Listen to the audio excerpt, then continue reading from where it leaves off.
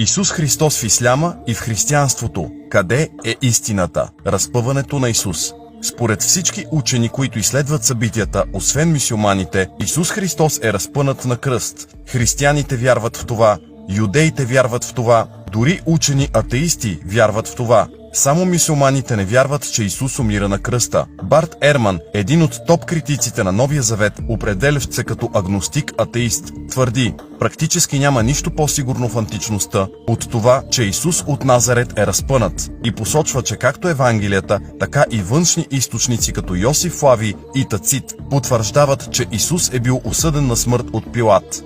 Ролята на Исус. Според исляма Исус е пророк, но самият той твърди, че е Бог, за което е и осъден. Исус прощава грехове, казва, че е едно с Отец, казва, че е съществувал преди Авраам, правейки директна препратка към чутото от Моисей от горящия храст. Ако мюсюлманите